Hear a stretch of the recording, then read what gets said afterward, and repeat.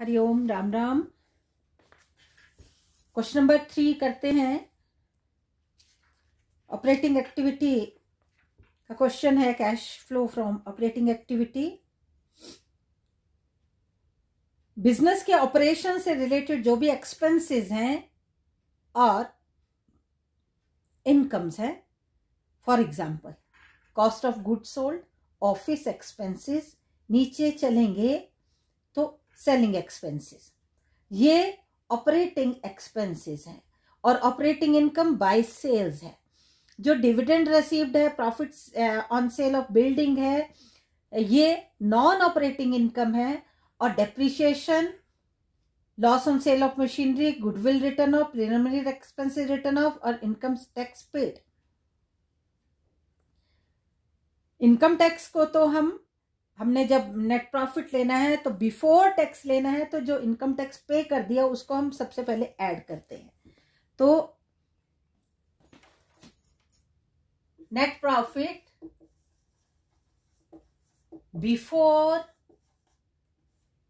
Tax 2,05,000 plus 63,000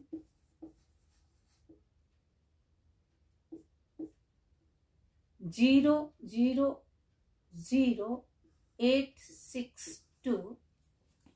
non operating expenses को add करेंगे। Add depreciation, depreciation है 1,60,000।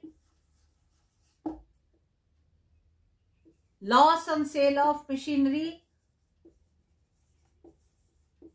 मशीनरी 35,000। थर्ड है goodwill written of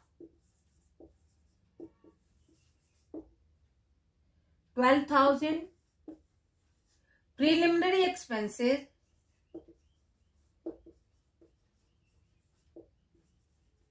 return off 15,000। इन सबको ऐड करना है। 0,0,0,2,2,2 ये ऐड करेंगे। 0,0,0,094 less non operating income by dividend received. Dividend received है 10,000 और profit on sale of building 50,000। Total 60,000 इसमें से हम लेस कर देंगे 4,30,000। उसके बाद आता है add decrease in current asset and increase in current liability. Less इसका बिल्कुल उलट। लेस क्या क्या करना है? Increase in current asset and decrease in current liability. पहले हम ऐड वाले करते हैं। ऐड में हम देख भी लेते हैं नीचे करंट एसेट्स कौन कौन सी है। डेटर्स इंक्रीज हुए हैं तो ये लेस में जाएंगे। स्टॉक डिक्रीज हुआ है तो ये डिक्रीज हुआ है तो ये ऐड होगा। क्रेडिटर्स इंक्रीज हुए हैं तो ये ऐड हो जाएंगे। ऑफिस एक्सपेंसेस डिक्रीज हुए हैं तो ये लेस हो जाएंगे। आउटस्टैंडिंग सेलिंग एक्सपेंसेस इंक्रीज हुए हैं तो ये ऐड हो जाएंगे। तो ऐड होने वाले क्या क्या क्या है? Add increase in creditors. और ब्रैकेट में मैं ये लिख देती हूं, ये करंट लायबिलिटी है, ये इंक्रीज हुई। कितने से इंक्रीज हुई? ये हुई 25,000 से। और increase in outstanding selling and distribution expenses, ये भी करंट लायबिलिटी है, ये भी इंक्रीज हुए 2000 से। और decrease in stock, stock current asset है और ये डिक्रीज हुई है तो ये भी ऐड होंगी। ये डिक्रीज हुई है कितने से, ये भी 25,000, तो 52,000 को हम ऐड कर देंगे, ये आ जाएगा 482,000। अब लेस कौन कौन से हो गए, increase in asset and decrease in current liability, increase in current asset and decrease in current liability. तो हमारे डेटर्स इंक्रीज हुए, इंक्रीज इन डेटर्स, ये करंट एसेट है, कितने से इंक्रीज हुए, ये हुए 40,000 से। और डिक्रीज इन आउटस्टैंडिंग, आउटस्टैंडिंग क्या है, ऑफिस एक्सपेंसेस, ऑफिस एक्सपेंसेस ये करंट लायबिलिटी है, ये डिक्रीज हुई 5,000 से, मतलब खत्म हो गए। 2007 में 5,000 थे तो 8 में 0, तो मतलब डिक्रीज हो गए, तो 45,000 से ये डिक्रीज हुए। तो इसको लेस करना है, 0,00734 less, less income tax paid, income tax paid 63,000,00473, ये आया cash flow from operating activity, cash flow from operating activity. Net profit before tax, tax paid आपको दिया है, उसको ऐड करके हम बाहर ले जाएंगे, प्रॉफिट में ऐड करेंगे। फिर non operating expenses, non operating incomes, non operating expenses को हम आइटम्स को हम ऐड कर देंगे और नॉन ऑपरेटिंग इनकम को हम लेस कर देंगे। उसके बाद increase in liability and decrease in asset को ऐड करेंगे और लेस क्या क्या करेंगे, increase in asset, current asset and decrease in current liability को लेस करेंगे। और उस जो अमाउंट आया उसमें जो ये इनकम टैक्स पेड था ये हम पहले ऐड किया था, अब उसको लेस कर देंगे, तो हमारा 3,74,000 आपका operating cash flow from operating activity आ। क्वेश्चन नंबर 4 जो है, मुझे लगता है जब ये सेकंड एंड थर्ड हो गया तो फोर्थ क्वेश्चन आप सारे खुद कर सकते हो। देखो क्या शुरू कैसे करना है, वीडियो सुन के ही कर लेना। नेट प्रॉफिट आपको दिया है 2,15,000 और इनकम टैक्स पेड है 35,000, तो नेट प्रॉफिट बिफोर टैक्स करने के लिए 2,15,000 प्लस 35,000, तो ये आपका 2,50,000 आ गया। उसमें नॉन ऑपरेटिंग एक्सपेंसेस को हम ऐड करेंगे, फिक्टिशियस एसेट्स जो राइट ऑफ हुई हैं वो भी ऐड करेंगे। तो कौन कौन सी हुई, डेप्रिशिएशन, प्रीलिमिनरी एक्सपेंसेस और गुडविल, इन सबको आप टिक कर लेंगे। और आपको ये याद रहा कि या पेंसिल से इसके आगे प्लस का निशान लगाएंगे, मतलब ये ऐड करने हैं। और लेस करने के लिए कुछ नहीं है, कोई इनकम नहीं है यहाँ पे, तो इसको ऐड करने के बाद आपके पास वो ये आता है net profit before working capital change, profit before working capital change. एक बार operating profit, operating profit before working capital changes. Working capital में चेंजेस से पहले ऑपरेटिंग प्रॉफिट हमारा ये आ गया।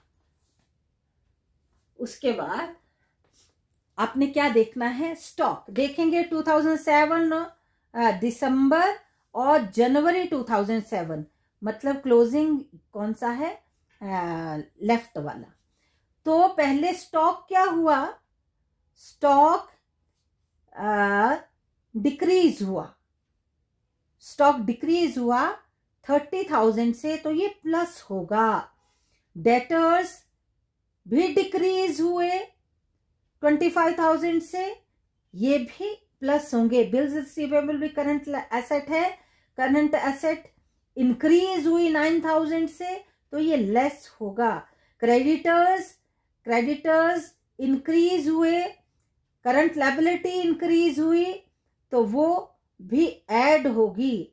बिल्स पेबल करंट लायबिलिटी है, तो करंट लायबिलिटी डिक्रीज हुई, तो ये लेस होगी। आउटस्टैंडिंग एक्सपेंसिव करंट लायबिलिटी है, तो ये भी डिक्रीज हुई, तो ये भी लेस होंगी। और प्रीपेड एक्सपेंसेस करंट एसेट है, इसलिए ये डिक्रीज हुई, 1800 थी और अब 0 है, तो ये भी ऐड होगी। और आपका उसके बाद ये जो भी करके आएगा अमाउंट, उसमें आपने इनकम टैक्स पेड वाले को लेस करना है, तो आपका कैश फ्रॉम ऑपरेटिंग एक्टिविटी आपका आ जाएगा।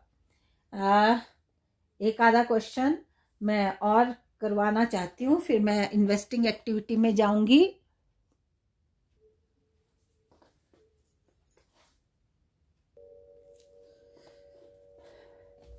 Question number 4A।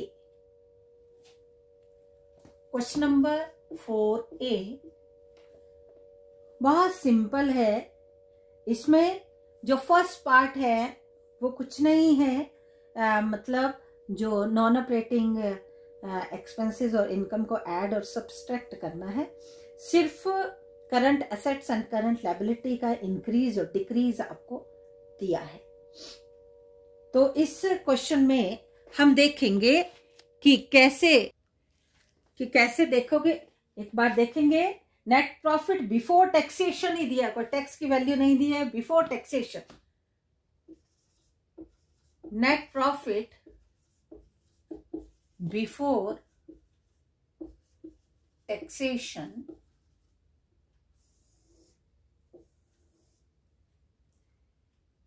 ये है 10 लाख। उसके बाद इंक्रीज और डिक्रीज बताई है। Closing stock is more than the opening stock, मतलब क्लोजिंग स्टॉक इंक्रीज हुआ, स्टॉक इंक्रीज हुआ है 1 लाख रुपीज से, तो इंक्रीज इन करंट एसेट किस में बताते हैं, लेस। मैं यहीं पे साथ साथ करती जाऊंगी। Less increase in stock, current asset है 1 लाख से। Next,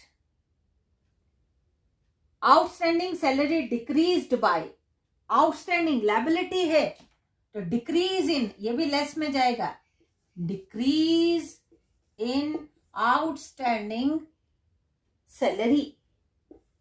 outstanding salary current liability में डिक्रीज हुआ, तो ये भी लेस में आएगा और ये अमाउंट है 10,000। Third one, prepaid expensive decrease, current asset में डिक्रीज हुआ तो ऐड होगा, ऐड डिक्रीज इन प्रीपेड एक्सपेंसेस, करंट एसेट है ये डिक्रीज है 20,000 की। नेक्स्ट है बिल्स पे receivable decrease, decrease in bills receivable, current asset है, डिक्रीज हुआ कितने से, 5,000 से। Next Sunday debtor increase in sundry debtors.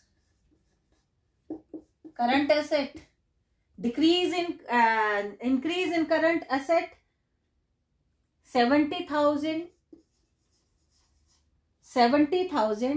or last one sundry creditor increase in creditors current liability, ये है 40,000.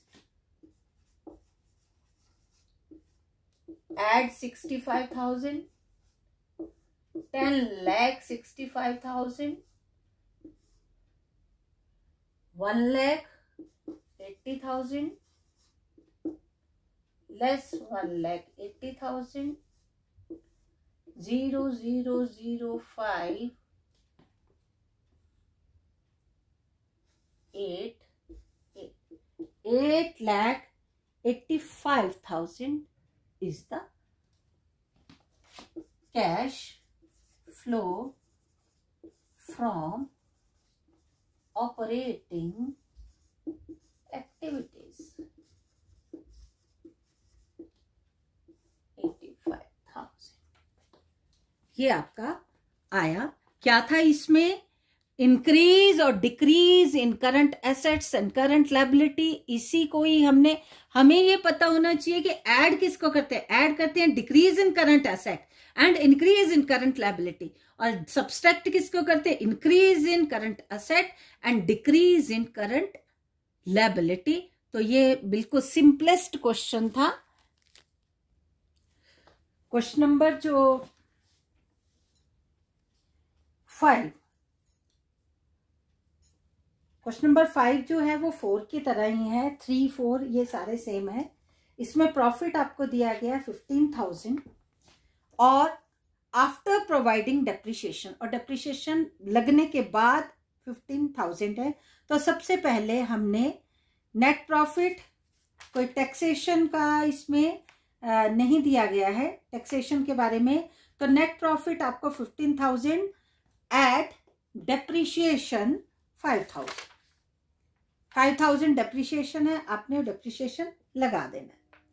डेप्रिसिएशन लगाने के बाद आपने ये करंट एसेट्स और करंट लायबिलिटीज को एक एक को देखते जाएंगे कि इंक्रीज और डिक्रीज। मैं सिर्फ इंक्रीज डिक्रीज बताऊंगी। सन्डे डेटर्स इंक्रीज हुए तो ये लेस होंगे।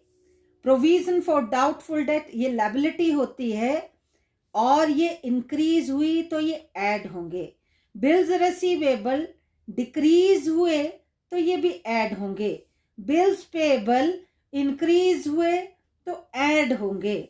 सन्ड्री क्रेडिटर्स करंट लायबिलिटी है हमारी, इंक्रीज हुई है तो ऐड होंगे। स्टॉक हमारा इंक्रीज हुआ इसलिए ये लेस होगा। करंट एसेट है, increase in current asset less होगा। आउटस्टैंडिंग एक्सपेंसेस लायबिलिटी है 2,000 से 3,000 होगी, increase in current liability outstanding expenses तो ये ऐड होगा। प्रीपेड एक्सपेंसेस हमारी एसेट है और ये डिक्रीज हुई है 300 रुपये से तो ये ऐड होगा। एक्रूड इनकम ये हमारी एक्रूड इनकम होती है, हमारी एसेट होती है। इनकम रिसीव्ड इन एडवांस हमारी लायबिलिटी और एक्रूड इनकम हमारी एसेट होती है, और ये डिक्रीज हुई है तो ये भी हमें इसको भी ऐड करना है। और इनकम रिसीव्ड इन एडवांस हमारी लायबिलिटी है और ये डिक्रीज हुई तो ये डिक्रीज इन करंट लायबिलिटी ये लेस होगी। उसके बाद इनकम टैक्स पेड कुछ भी नहीं है तो वो नील रहेगा और net cash from operating activity आपको आ जाएगा। अब मैं एक क्वेश्चन आपको करवाना चाहती हूँ। जिस टाइप के क्वेश्चन आपको एग्जाम में आते हैं, जैसे क्वेश्चन नंबर 8 है इस पैटर्न के, क्वेश्चन नंबर 9 है, ये मैं आपको करवाना चाहूंगी। और इसमें काम के क्या क्या रहते हैं। जैसे ये आपको 2 साल की बैलेंस शीट आपको दी गई है, दिख रही है ना आपको। 2 years की बैलेंस शीट है। क्वेश्चन नंबर 8 2008 और 2009 की। Share capital, cash flow from operating activity जब हमने निकालना है तो शेयर कैपिटल ये फाइनेंसिंग एक्टिविटी है, तो इसको हम बिल्कुल छोड़ देंगे। Profit and loss, profit and loss ये ओपनिंग है आपके 40,250 और क्लोजिंग है आपके 45,300। तो हमने क्या करना है, इन दोनों का जो गैप है, मतलब करंट ईयर में हमने जो प्रॉफिट अर्न किया है वो आया 45,300 माइनस 40,250, तो 5,050 रुपीज आपने शो करना है नेट प्रॉफिट बिफोर टैक्सेस। उसके बाद डिबेंचर हमारी फाइनेंसिंग एक्टिविटी है। करंट लायबिलिटीज, क्रेडिटर और provision for taxation, provision for taxation ये हमने हमारी करंट लायबिलिटीज है। तो देखेंगे ये डिक्रीज हुई है क्रेडिटर्स, तो ये लेस वाले में जाएगा। प्रोविजन फॉर टैक्सेशन ये हमारे इंक्रीज हुए, तो ये ऐड हो जाएंगे। एक बार मैं करके बताऊंगी। प्लांट एंड मशीनरी और बिल्डिंग ये हमारी कौन सी एक्टिविटी हुई, इन्वेस्टिंग एक्टिविटी है, इसलिए हम इसको छोड़ देंगे। और स्टॉक, स्टॉक हमारा डिक्रीज हुआ, ऐड होगा। डेटर्स हमारे डिक्रीज हुए हैं, ऐड होंगे। और कैश एंड कैश इक्विवेलेंट इसको नहीं छोड़ेंगे, इसको मैं बाद में बताऊंगी। तो हम इस क्वेश्चन को करना शुरू करते हैं। तो ये बहुत ही इंपॉर्टेंट क्वेश्चन देखेंगे एक बार। क्वेश्चन नंबर 8, क्वेश्चन नंबर 8 सबसे पहले नेट प्रॉफिट बिफोर टैक्सेस, एक एक कॉलम बनाते हैं हम। मैंने जैसे बताया 45,300 माइनस 40,250 लास्ट ईयर का, तो हमारा प्रॉफिट हुआ है 5,050, सॉरी 30 नहीं 50, 50, मैं इसको काट के लिखती हूँ 5050। ऐड, इसमें कोई वो नहीं है, सीधे ही करंट एसेट ऐड। डिक्रीज इन,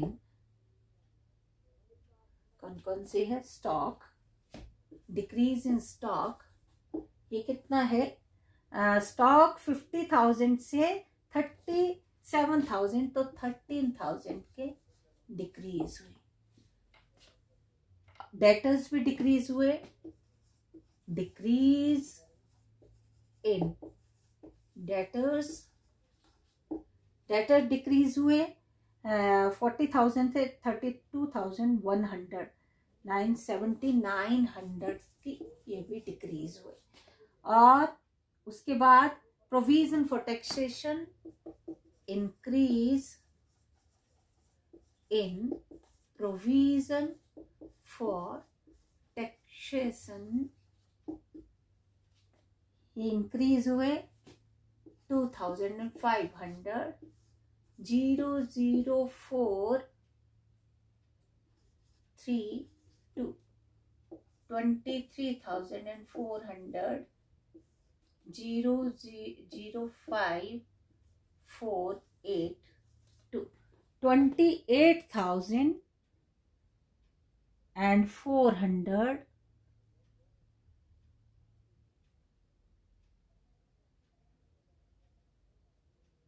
नेक्स्ट नेक्स्ट है लेस, डिक्रीज इन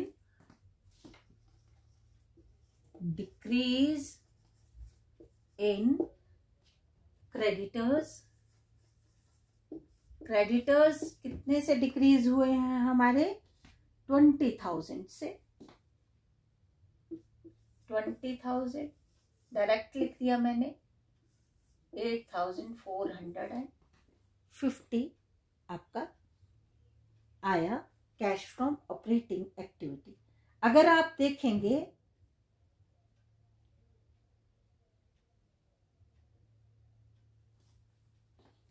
ये क्या आया, कैश फ्रॉम ऑपरेटिंग एक्टिविटी,